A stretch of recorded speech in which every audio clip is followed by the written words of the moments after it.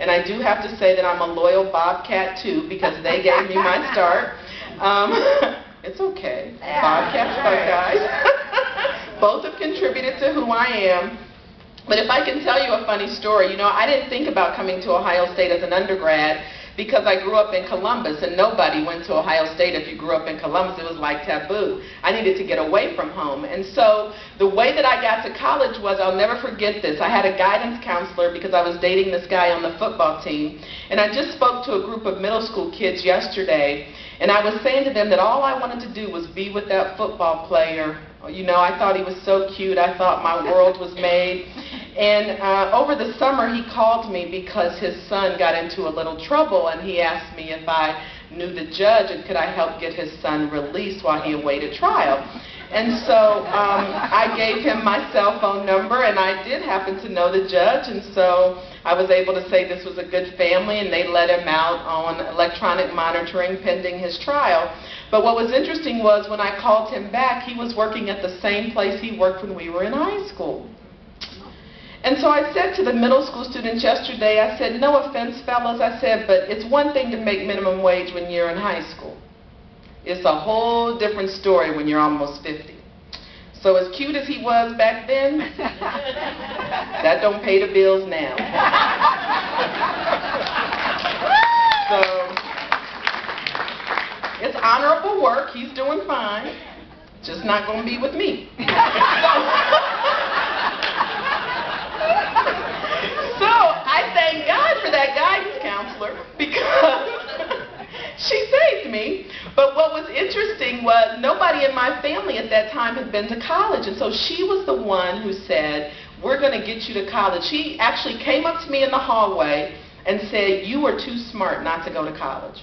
And she sent home financial aid information, college brochures, and she met with my mother and said, we can get her to college. And so she took me to Ohio University, because I want you to know why I didn't choose Ohio State for undergrad, but I rectified my decision for law school. That she took me on a college visit, a group of us, to Ohio University, and it was the 70s. And we went on a Friday and stayed over till Saturday. And so we went to a frat party on Friday night. And this is truly how I made my college decision. Didn't look at rankings, academic standing. I came home and I said, if that's college, sign me up. I was sold from then on. I wasn't thinking about studying, but I knew that the alphas partied hard and they were handsome. So I was ready to go. So as I became a more serious-minded student, as I aimed towards law school, then I came back to Ohio State. So I want you to know that alumni are setting records. You guys are doing amazing things. And as I said to you before, we've got alumni who are leading monetary policy in Taiwan, who are making medical discoveries that have patents and are making a huge impact on robotic surgery and things that happen in the medical field. We have Pulitzer Prize winners, Nobel laureates. All of that because we believe in investing in the individual, and you are some of our best productions. So I want to thank you for being here. I want you to know that there may be groups like Florida who can do this, but don't have two-time Heisman Trophy winners. There may be people who can scream louder, but there are no better fans and no better alumni in the world than those of you in this room and those who consist of Buckeye Nation.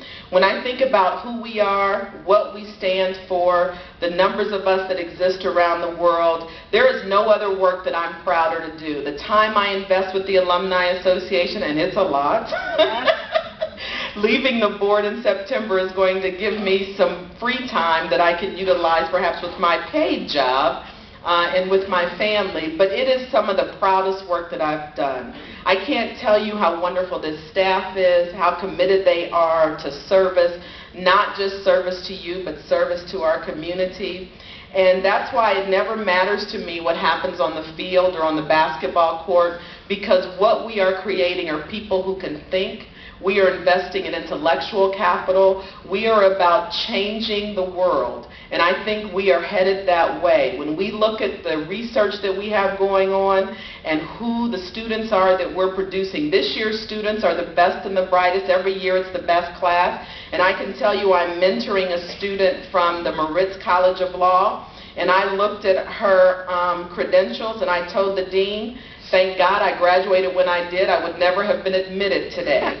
And so to you, thank you for all you do. Thank you for taking the time to be here, and go Bucks.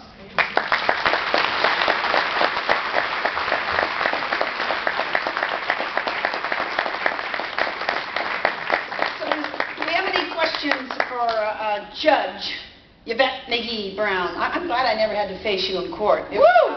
I didn't, did I? No. Oh, okay.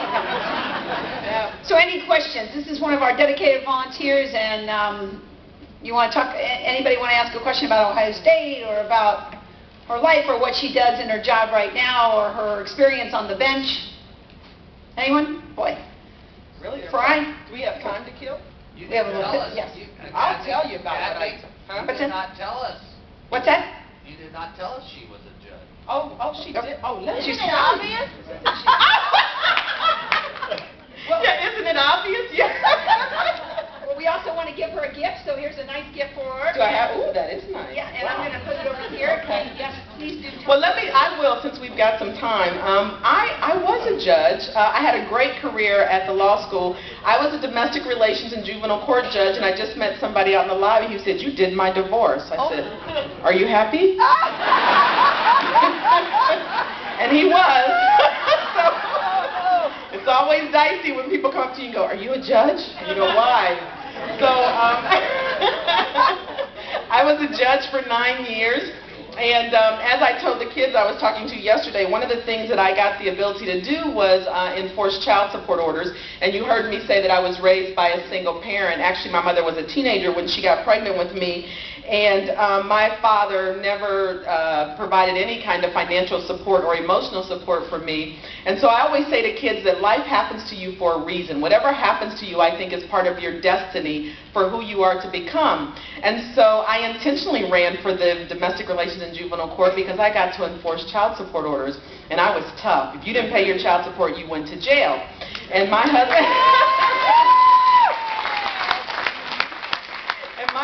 said to me, he said, if your father had had any idea how many people he would send to jail, he'd have done better. I accepted no excuses, and I heard them all. You know, I was heard like, I got a gig this weekend, Judge, I'll be able to pay. Well, not unless you're doing it in Franklin County Jail, because that's where you're going. So I did that for 9 years, and then I retired from the bench. I'm actually a retired judge. I figure when I'm ready to settle down that I'll go back to being a judge. I'll sit by assignment. But one of the things about being a judge is that it can be very depressing sometimes. You see people at their worst every day. So you figure I did 25 cases a day, 5 days a week, 50 weeks a year, maybe 48 weeks a year. It really starts to seep into your spirit in a way that I really hadn't factored. I mean, it really, when you see the inhumanity of man to man, day after day, after 9 years, I just knew I couldn't do it anymore. And so I knew, I'd always promised myself that I would never be one of those judges that just phoned it in. You know, the judge doesn't even look up at you. They just see your crime and they just make a decision. When I got to the point where I couldn't look at you as an individual and decide your case as an individual, it was really time for me to go. And when I would get on the judge's elevator and have to say a prayer before I got off, you knew it was time to go. And so luckily, there was an opportunity at Nationwide Children's Hospital, and I had started talking to some friends about wanting to do something differently, and they said, well, we wouldn't want to be the reason you leave the bench, but if you're going to leave, would you consider coming here? So I joined Nationwide Children's Hospital in January of 2002 to